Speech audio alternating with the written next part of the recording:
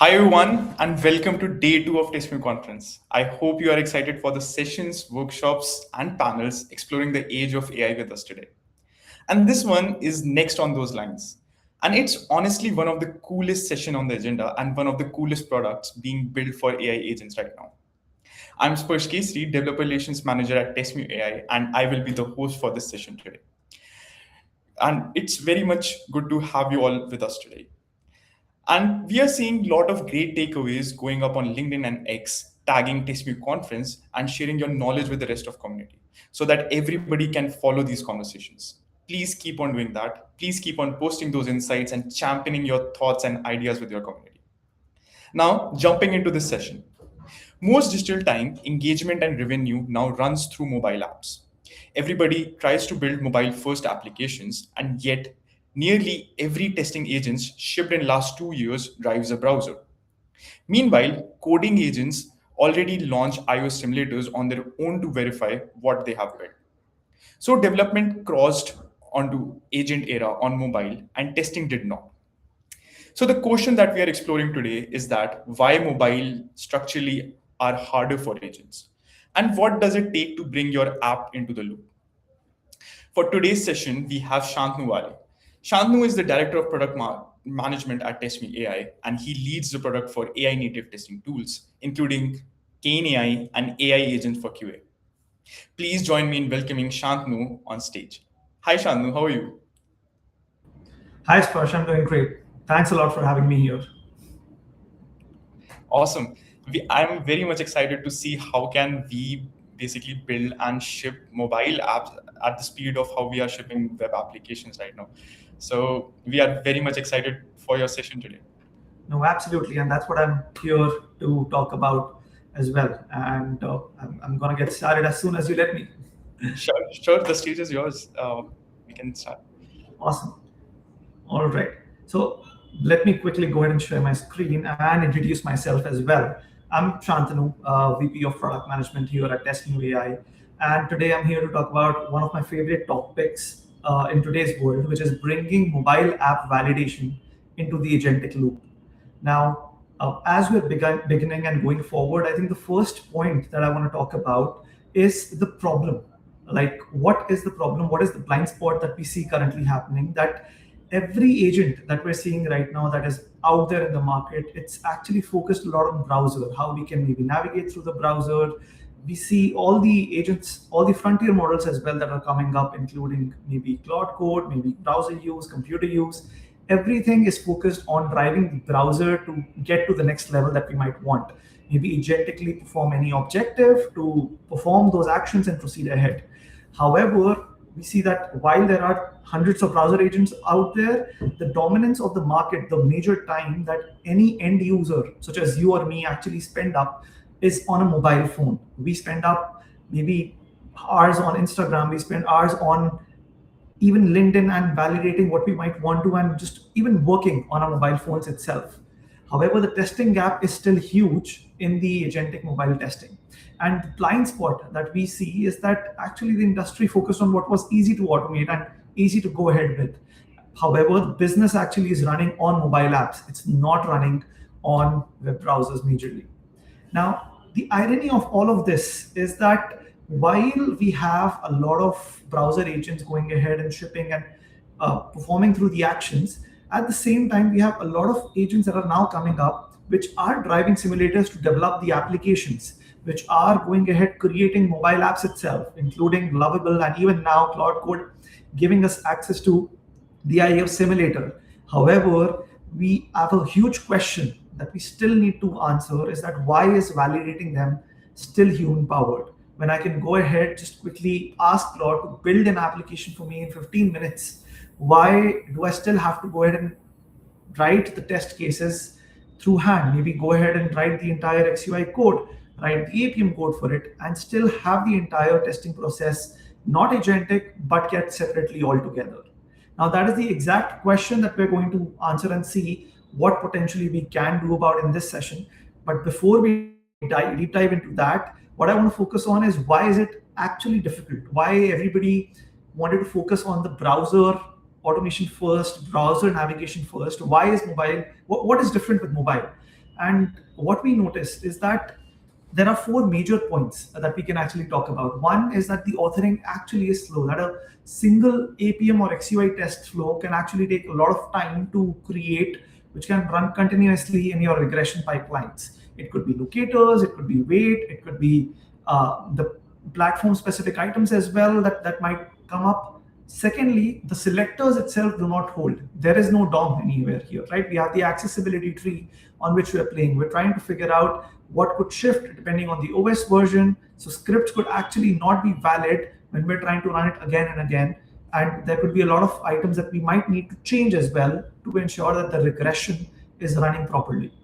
The third, which is one of the most crucial piece, is actually the coverage of it. Now, while web, the cross-browser testing market is still limited. There's only limited OSs out there, limited browsers out there. The same is not the case with mobile phones. We have hundreds of OEMs providing the devices, creating hundreds of different models, and then once we bring in the OS versions picture into it, it just completely explodes, right? And we have to go ahead and ensure that every app build that we're actually building gets tested on every one of them as well. And finally, the last point is the upkeep of all of the items that we discussed above. Having to maintain these test cases takes a lot of time. And when we're actually trying to keep the green of our existing test cases, that is taking a majority of our effort, scaling coverage actually becomes extremely impossible. Like, you cannot just ensure that you are going ahead and having complete coverage, a high level of coverage, or even determine what coverage you might even have right now. Now, what I'm introducing today is mobile app authoring via Kane CLI directly from your terminal. Now, Kane CLI can actually drive iOS simulators, Android emulators on your local machines directly to go ahead, perform any objective that you might perform, provided, and go ahead and drive the agent to create your test cases agentically. All you have to do is bring your build, maybe it's an APK file or a zip file, state the objective that you want it to perform, and the agent will go ahead and drive the simulator or emulator. Now, what I want to show you is a live demo as to what can actually happen when we try to perform one simple objective and watch it author and see what output Kane CLI performs. So I'm going to switch to my terminal and just quickly go ahead and spin up Kane CLI and switch to the mobile option. It quickly checks if there are any running devices, any applications that I've already provided, and I have selected a simulator on my device already. Let me just quickly continue. It will spin up a simulator right here. Let me put it right next to the terminal itself. And now I can go ahead and provide my objective, what I wanted to perform. And let me just go ahead and provide that objective right here. Let me just paste it quickly. Perfect. So what I'm trying to do is just go through a checkout flow and place an order on a basic application for a smartwatch 2. That's all I'm trying to do. And this is an objective that I have provided and asked it to run on this simulator. Now, it is, of course, going ahead and installing the application. That is the first step that we would need to go. And now it will analyze the objective and start performing the actions that it needs to in order to achieve the entire objective that we have provided. Now, what we'll notice in this flow as soon as we see it starting up as well is that Kane CLI is not only driving the entire application on the basis of maybe just vision queries or trying to perform the actions, but it's actually underneath the entire layer that we're seeing right here. It's actually trying to go ahead and figure out what exactly needs to be done in order to automate this test case in a deterministic fashion in the long run. What we see right here are all the thinking items of Kane CLI coming up right here, what it's thinking, what action it needs to perform in order to proceed ahead, and all of the steps as well, all of which are completely intent-based in natural language coming up as we can see. So, of course, sign-in is the most basic flow. And whenever I go ahead and talk about any demos out there in the world, everybody just says that everything works on sign-in. But as soon as we move ahead, things start breaking, agents start breaking. They're not able to maybe figure out a particular locator. They're not able to figure out a complex application that might be nested. However, the way Kane CLI has been created, it's to ensure that any application, including your hybrid apps with native context, with multiple WebView contexts that might have been created, can easily be handled not just through vision queries, vision layers, but actually through accessing the layers within the application that have been created itself. So we see it's actually gone ahead and added the smartwatch to S2 to the cart, and I think it just needs to go ahead and place the order by filling in some of the information. So let's see what happens here quickly.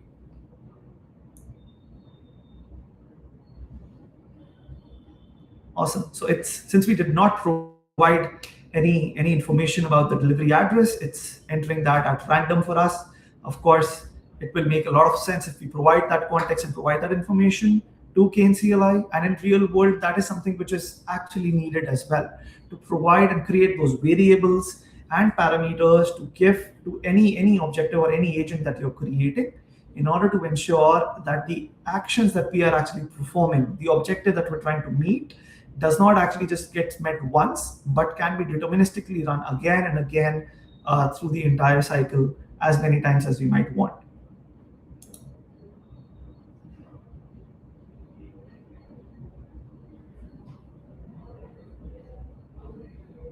Awesome. So we see it's gone ahead and added the zip code as well. I think payment is one thing that I hope it is able to figure out, that I won't be able to pay by card here.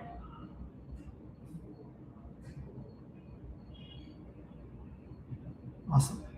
So we see that it has gone ahead and performed the objective that we wanted it to, that log into the application, perform the actions agentically based on objective, based on the intent that we're actually trying to proceed ahead with, passed the entire test case in less than 3 minutes by navigating through the application. And once we go ahead and exit, we actually can get the entire artifacts, the test case, the test MD, and all of this information stored for us, which I'm going to be talking about a little down the line as well. But this is what I wanted to introduce initially, showing you what exactly we have, what can happen when we bring in mobile apps in the agentic world as well. Awesome. Now let's get back, and then we saw what Kane CLI can do from one objective to a safe test case, which can run again and again. However, what we want to talk about here is that why was mobile different? What was difficult within the mobile as well? So we saw that, we know that there isn't any DOM. There is a live view hierarchy, which could change depending on where we are on the page. The elements are actually resolved by meaning. That's what we want to do. Hybrid surfaces, we talked about native and web views, that it could actually have a single flow itself. And that's what Kane CLI is solving, that it can resolve for both context at the same time as a single surface. There's no more switching required between native and web views, figuring out which of the web views might work. The device metrics could be varying. Now, this is a very, very crucial part, because if you're running on a smaller resolution device versus a larger resolution device, your test cases become flaky just because of scroll. Now, handling those scrolls becomes extremely easy because it's being done based on the objective. The agent is going ahead and figuring out what scroll needs to happen, where we need to go ahead and do it, and performing those actions. And of course, the last one being the device context, the dialogs, the locale, the network conditions, all of those which are really crucial for us to validate mobile apps being first-class steps rather than being figured out later on in the entire cycle. So each step actually records with its own context, so that replays, when they fail, they can fail loudly and precisely when the app actually changes. So we know what is failing, what is not. Now, what we have seen is great until now, but there is one gap in all of this. We were just able to go ahead and meet a single objective, right? That is still not agentic. I'm still trying to go ahead and perform the actions. The loop is still not being created. I can go ahead and provide the objectives. The agent can go ahead and perform all of the actions that we want. However, when we're actually talking about a complete agentic loop, what we want is an assurance that every test that we performed, it actually is being maybe verified. It is verifying an acceptance criteria, and there's a coverage that I can measure. that I can figure out based on requirements what actually is happening. And what this means is that when a test passes, a test should be able to prove itself. A coverage should not just be a count. It's not just a count that I have 500 test cases, that means I have a great coverage. But it should be based on the requirements that we're actually talking about. And when a test breaks, we should have something to trace it back to. What exactly went wrong? Which acceptance criteria might have failed if we have that test case? Now, with all of that, I want to introduce assurance, one loop from requirement to proof within 𝐶 CLI, where we can be completely assured that something is actually running. If it's been proven, it's truly been proven. It's not just a green check that we can just see and move ahead from. Starting from the context, maybe we have a requirements document, a basic information available to us. From context to designing the test cases, the use cases, to running them, to figuring out the coverage and having an actual proof via the evidence, and finally maintaining not only the context, but also the existing test cases that have actually been created. Not only creating net new test cases whenever new context actually comes in, but also figuring out what are the existing test cases which need to be archived, what are the existing test cases which need to be edited, and then going ahead and creating the complete loop.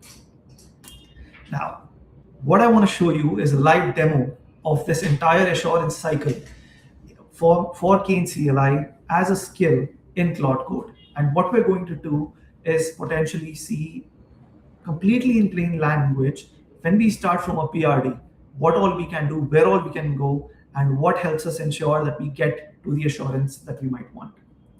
Awesome. So what I have right here is Shoplight iOS, the application that you just saw the authoring on.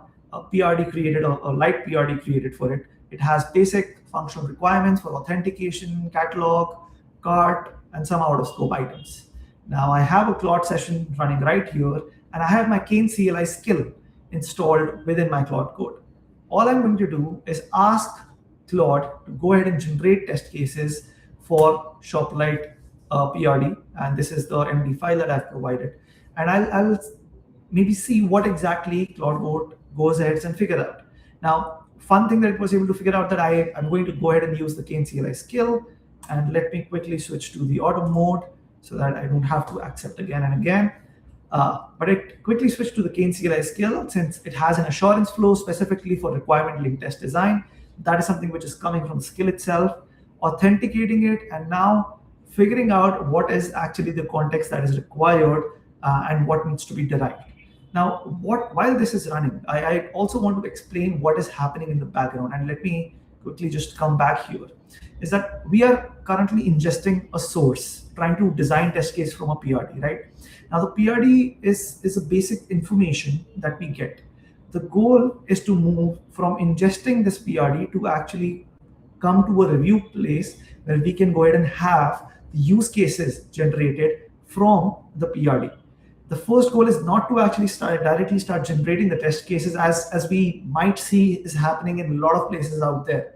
That we get a PRD, we think that we need to generate test case, let's just give it to Claude, ask it to generate test cases, and then proceed ahead. But that's not what helps us with true assurance. That's not what helps us build a complete traceability cycle that we can be truly that can truly be trusted.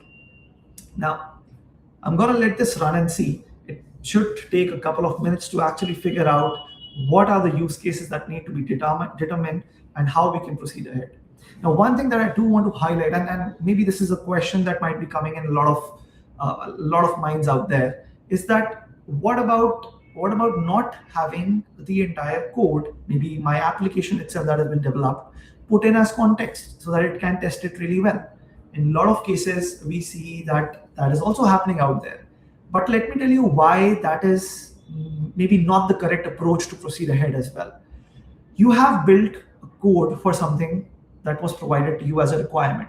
Now, in order to test that code that you have generated, if you are using the entire code base itself, then we don't know what is being tested. We don't know whether the test that is actually happening is true or valid as well, because that gets the bias from the code base itself, and we're not able to proceed ahead by validating the requirements that was originally provided. So that is why the best approach is always to go via the requirements itself, by having them requirements created, figured out the use cases out of the requirements, and then proceeding ahead through the entire cycle as we will see right here.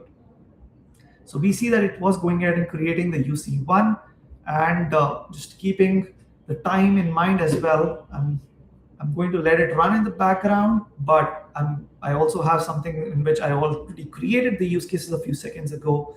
And what we get is exactly these.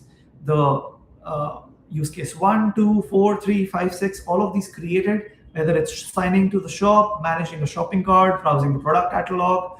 These are the use cases that divides my application. Now I know what I'm actually trying to figure out, what are the test cases I'm going to potentially create against. Now, based on these use cases, I can quickly go ahead and figure out whether these use cases are reviewed, I want to make any changes, which use cases I want to figure out and generate test cases, design test cases for in order to proceed ahead. Now, I'm going to proceed ahead here in this case for only the 3 well-specified ones. I know the remaining ones mentions they're very thin in terms of the PRD backing. So let me proceed ahead with those. And how many scenario plus test pairs per use case I want, I'm going to choose with the default option and submit my answer. Now here is where Kane CLI will now, after the generation of use cases, go ahead and figure out what are the tests that it needs to design.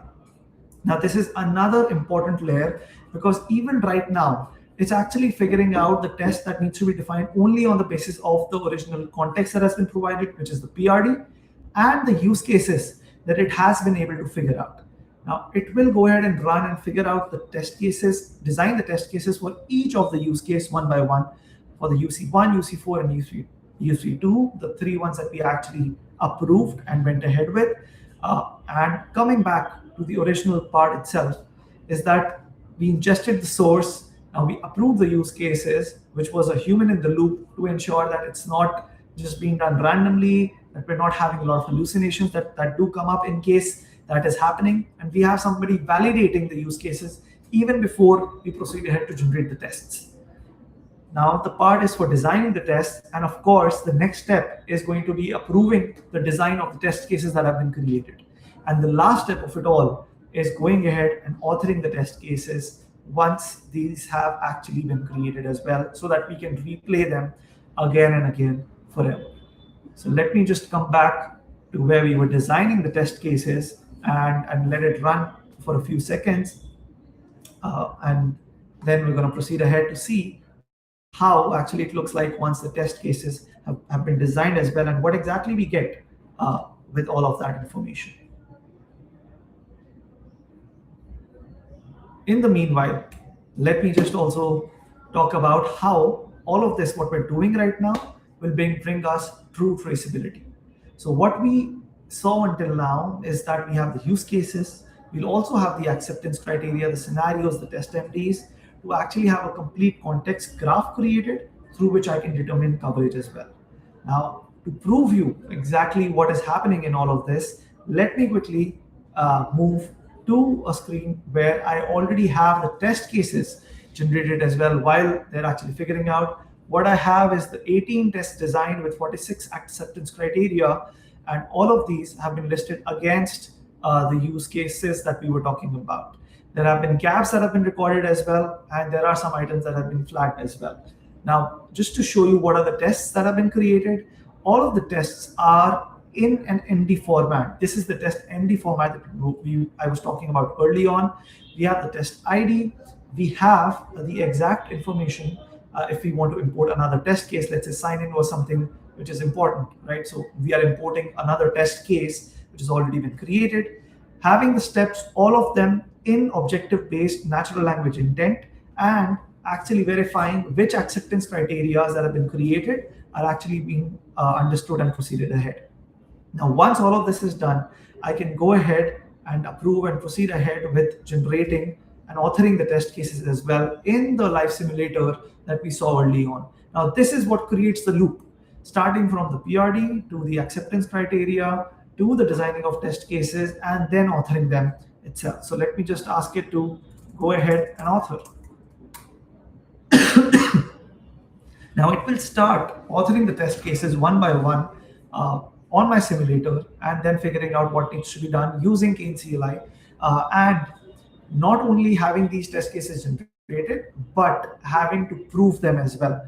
So it's approved all the acceptance criteria since we gave that go ahead, and now it's the time to go ahead and author the test case. Now, while this is authoring, and of course, for the sake of time, I'm gonna quickly switch to another screen where I have the authoring complete as well. And let me just show you what has happened right here is that 4 requirement linked tests were actually authored. It went ahead, figured out what was created, and through those creations of test cases, it was actually able to give us a validation that this is the functional requirement that was created. It has been validated by going ahead in the application and figuring out what is happening. This is one of the requirements which did fail. Password must be at least 8 characters long, but this did fail. And then invalid email and password, the login did fail because there were wrong credentials. So these bugs have actually been highlighted. That these are bugs that have been actually understood and figured out from the application itself and nothing else. So this, I think we see is the simulator spinning up right here and running the test that we just sent it to author to figure out what needs to be done. But I'm going to switch back to the test that was already authored. And here, what we can see is that there is a result MD, which again provides us the same information of what are the test cases that have been created, the steps in natural language, but it also gives us a proof of passed or failed. And what it does along with all of this test cases is it gives us evidence. Now, evidence is something which is really, really important because evidence is able to provide us that information which can be human readable as well as agent readable easily. Now, all I have to do is go ahead and ask Kane CLI to serve the evidence. There's one evidence that has already been created, and let me just input it right here. And I can just quickly click on this viewer to actually open the evidence right here. So what we see in this evidence is actually a test case which is broken, which is something is failing. And with this information, we are able to see the exact steps that was taken in order to figure out what we're trying to do. The password was entered, we went ahead and asserted and validated on some of the items, whether the authentication state is correct or not, and were able to reach the state of the application where we might want it to, with all the screenshots and information available right here for us. Along with that, we also get issues in case there is a bug, as we were talking about early on, that with the media, with the information as to what is failing, why it's failing, which helps us in the long run. But the most important piece of it all is the coverage, where we are able to see what is the coverage that we are currently able to achieve in terms of the acceptance criteria that have been defined. And here, for sake of simplicity, I have only added a single use case. We have UC1. Within this use case, we have multiple scenarios that have been created, and each of the scenarios have multiple acceptance criteria within them, which can actually be verified by the test cases, the T1, T2, T3, T4 that have been generated by Kane CLI. Now, because of this structure, we're able to provide true traceability, true validations of what is actually happening, and give you a check that yes, this has been verified, this has been validated by one of the test cases, and we are able to give a go ahead here. However, if there are some which have not actually been validated, so in this case, we see the entire scenario did not have all the acceptance criteria met yet, maybe because T2 was not yet completed or this was not run, it was only generated. Then we can tell you that this is skipped, this is not yet covered, we don't have 100% coverage yet. And then it also highlights what might be the gap which is currently not measurable. And how do we potentially close that gap is what Kane CLI can help us achieve in the long run as well. Now, with all of that said, let me quickly switch back to where we were in the deck itself. And this is the traceability context graph that I was talking about, from the use cases to acceptance criteria to the scenarios and the test MDs, having a coverage report plugged into with all of this context graph and information, so that a passing test can actually prove that something is passing, and a gap can explicitly be named and be filled as well easily. Now, what we learn from all of this is that coverage is actually 2 questions. It's not one question. First is the designed access. How much of the requirement actually has tests designed against it? Now, let's say I had only covered 50% of the requirements. Even in the initial use cases, as you saw, I only chose 3 use cases. The remaining 4 were still left out. So I'm not even designing test cases against them. However, the second part is the more important piece, which is what is the proven access. How much of the design test cases have actually been run and passed on a real target. And if we're only using one of the numbers, if we're only reporting one of them, then it's actually hiding the half that matters, which is the proven access. So this is what we can do with assurance, with Kane CLI. And with that, I want to come to the quick takeaways and take you through some of the items that we did talk about during this session. First of all, mobile validation is in the agentic loop now. You can just provide your objectives, bring your application, and run it directly in your emulators. Context is now modeled, it's not flaky, whether it's hierarchies, whether it's WebViews, whether it's the devices, whether it's the resolutions, whether it's OS versions, all of this can actually be modeled. And coverage is now designed and proven. That proven part is the most important part of it, so that you can have that evidence and information available to you. Now, before I move on to questions, we do have a workshop that is going to be run today and tomorrow on Kane CLI, which I would ask you to go ahead and attend. And if you want, you can go ahead and quickly scan this QR code and you'll be able to navigate to all the information that we have related to Kane CLI and even try out Kane CLI for free as well, in case anybody would like to try this out. With this, I think I'm going to wrap up my session, and Sparsh, I'm going to hand it over to you to see if we have any questions that we can help answer. Thank you so much, Shantanu. This was very innovative. I think people who are developing web apps were facing some issues. They were not able to test it, and testing was sort of a blocker for them. And this make it so easier to bring mobile applications inside the loop. And I think we also have a very exciting giveaway for everybody who is joining the session as well. So Shantanu, do you want to do the honors? Tell about the credits. Absolutely, and let me just take you to where this QR code will actually take you. It's that now Kane CLI, as of right now, is giving free 10,000 credits for a month for you to just go ahead and claim. So you can just scan the QR code or visit testmuai.com/Kane CLI, and you'll be able to go ahead and just sign up and claim those credits and run a lot of sessions and create those truly agentic loops that you want to easily without having to pay a single cent as well. And I would love for all of you to try it out and get that true experience and get that loop created that is much needed in today's world for mobile applications. Yep, that's really awesome. I was running a Kane CLI hackathon as part of a participate and win section of TestMu conference, where you are like, while claiming this 10,000 credits of Kane CLI, you are automating your QA practice and submitting your solutions to us, and we will be also giving up some exciting prizes for the best use cases, best challenges, and best products that we have built using Kane CLI. And we also have tons of questions in the Q&A chat. I would like to take a few of them. And one thing I also wanted to ask was token economy is one of the things that is coming into picture. A lot of enterprises, a lot of companies have been worried about overusing tokens, AI tokens right now. Right. So what is your experience of people who are building without a CLI testing tool like Kane CLI and versus who are directly building with Kane CLI? Do you have any comparison? People are able to save tokens or the overall production cost of an application? Right. So I think this is a great question, Sparsh. Thanks a lot for raising it, because right now, I think if some of you attended the previous session as well from Thomas, that is one of the items that he was also talking about as to what is happening in the world in terms of tokens, right? Everybody initially started out figuring out what needs to be done, but now that OpEx has actually been added since those tokens are being consumed so heavily. Now, what happens in a real world is that when we're actually navigating through those tokens, first thing is that we don't have a deterministic result. Every time we're asking an agent to go ahead and perform an objective, it might perform it in end up X number of ways. and every single time it's going to consume the same number of tokens. We have to go ahead and run that same test case or same objective.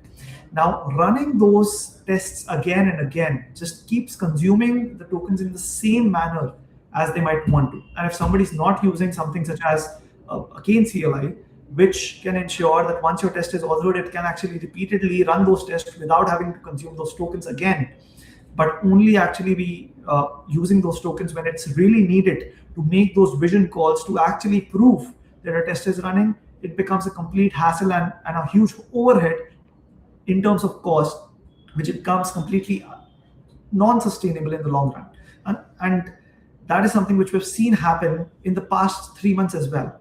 Initially, all the frontier models came up giving tokens, giving a lot of access at a very cheap price. But now those prices are raising day by day, and everybody's seeing the impact of those token utilization and figuring out how we can have token economics as quickly as possible.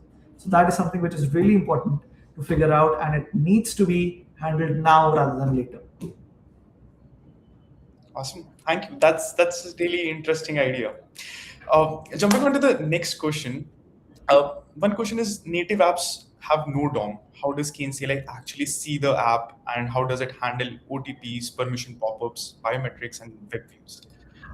I think, again, a great question. We never went into how it's happening behind the scenes during the session. So Kane CLI is not only using already what is there in the market as an open source frameworks that have been created, the methods that already exist. So it goes ahead and sees the visuals of what is happening in the screen, what needs to be performed, it thinks about it, and then the methods that are used to perform the actions are still open source. And that is how we're actually able to reduce those token economics as well. To go ahead and perform those actions, we can figure out that easily. Now, the second part is figuring out the switching of context. How do we figure out whether it's native app or it's a WebView context? And how do we switch between them as well? So even for that, what Kane CLI does intelligently is that behind the scenes, it goes ahead and connects a Chrome driver protocol in order to interact with the WebViews directly without even having to do anything additionally, or without having to go ahead and figure out whether there's a new WebView that I need to see. So the complete talk about having to switch between different WebViews is rendered useless altogether, because that is what can be done natively by Kane CLI itself. So that is what is happening under the hood, leveraging what has already been worked on for years and years, and having those methods bring into a system which can agentically create the complete loop. Thank you so much, Shantanu. There's one more interesting question by 𝐒𝐚𝐳𝐿. Can we use Kane CLI to test mobile apps built parallelly on mobile emulators and simulators and real devices? And what are the best practices that you would recommend in order to maximize the advantage offered by Kane CLI and underlying infra on which we can run these tests? Awesome. So I think infra is still a big question to actually figure out, because whether it's a simulator emulator or whether it's a real device, that is something that everybody's actually still not figuring out, but it's a decision that everybody has to take, whether they test on emulators or on real devices. Now, while real devices tell them the real experience of what is happening in their test case, where it's actually running, how their end users actually performing it, because hardware has a huge component of it. Emulators, on the other hand, are able to give them a quick feedback, which can be potentially cost effective for them. Now, in order to decide which ones to run, it's a complete decision of the end user, what they feel. Initially, if somebody's launching an application, I think it's great to just go ahead and validate on simulator emulator. But when you're running on scale, that's where the real device actually comes into the picture. And that's where we need to ensure that the validation is done on both places. Now, TestMu AI provides a cloud for both simulators as well as real devices. So the tests that are being authored right here on my system locally, as we saw today, can actually be executed on cloud as well, so that once we reach that scale, we can go ahead and have that execution done easily. On the other hand, in terms of the best practices, I think now that everybody has that agentic system created, if they are not going ahead and maybe having a CI created, maybe a GitHub pipeline created, directly, I would definitely recommend to go with the best practice of having 𝐶𝐚𝐧𝐿 AI skill added within your agent, whichever coding agent you might be using, and then allowing Claude Code or the coding agent itself to leverage 𝐶𝐚𝐧𝐿 AI to figure out what needs to be done. Now, why that is a best practice is because the skill natively knows what needs to be performed, what needs to be done in order to have those best practices added. And on the other hand, if you're still not going ahead with those best practices, you want to do it on your own, you can still go ahead and create the entire pipeline through the CLI by ensuring that you leverage the context ingestion and various actions that need to be done in order to achieve the test MDs and the test cases that have actually been created, which can be done just by providing the high-level context, the information, and the objectives at high level, rather than going ahead and providing the information step by step. So that's what I will recommend. Thank you, Shantanu. Coming to our next interesting question. It's basically a use case. We have a ride-hailing app like Uber. Can Kane CLI be used for automating such complex scenarios that actually takes in data from GPUs, sensors, and more other kinds of data? Again, a great question, and this actually relates to the previous question as well about the virtual devices and the real devices. Now, the GPS and the sensors, which is the hardware components, is one of the factors that do come in a lot of cases when we're talking about what actually needs to be done on a real device. Now, Kane CLI can go ahead and automate your test cases with GPS mocking and information as well already. But running them on real devices is something which we highly recommend to ensure that those test cases can actually work properly as you might want. But yes, Kane CLI can actually handle any complex scenarios as well easily, whether it's the application itself or whether it's the elements underneath the application. Both can be handled by Kane CLI. Thanks a lot for the question, Swati. There's also one more question by Swati, actually. But very interesting question. So this is I think from a personal use case. So we are using Appium framework for testing our mobile application. Is there a way we can leverage the existing test code to make the most of Kane CLI mobile code bases that we currently have? Right. So what potentially can be done here, and maybe this is not the best practices that I would recommend, but what potentially can be done is leveraging your existing test cases as context for Kane CLI via our coding agent, so that at least that piece of information can still be used and leveraged by Kane CLI in order to create those test cases quickly, rather than you having to figure out those test cases again and again. Because the goal of the entire cycle is not just having the test cases authored, it's about having the assurance layer created, having the use cases defined, and then proceed ahead. Whether it's a PRD, whether it's existing test cases. But one of the reasons why I said that this is something which I'll not recommend is, again, because we don't want to potentially go from the code perspective, but since it's the existing test cases, this might still act as good context for us to go ahead and create those use cases, the acceptance criteria and scenarios in order to generate the test. So maybe leverage your existing coding agent with your existing repo, where you might have the test cases created, and use Kane CLI right there itself to go ahead and have that entire assurance coverage layer created. I think there are many questions, but I think we covered most of them during our session. But we will answer them, all these questions by Shantanu. We'll get this answered by Shantanu, and we'll post this on our blogs. As a wrap up, I just want to come back to the Kane CLI hackathon that we are running. So just go to TestMuAI.com/KaneCLI and claim your 10,000 free credits. Whether you are building a web app or a mobile app, you can leverage Kane CLI and run it with your agent to create some test cases, participate in our hackathon, and get a chance to win $6,000. Shantanu, as a closing note, if you want to say anything to our participants, anybody who is trying to participate in this hackathon. No, absolutely. I think it's a great opportunity for you to not only try the Agentic loop, but also to win a lot of real money, as Parsh mentioned. I think I would love for you to go ahead and figure out what use cases you can meet. I think the complex applications, the complex flows that you're talking about, figuring out whether something that you might be doing repeatedly again and again, how you can figure out the maintenance of that piece via Kane's HEAL-I, how that can actually be authored and brought into a true agentic loop is something that we can create, which will not only benefit you in the long run, but you might also get money for it.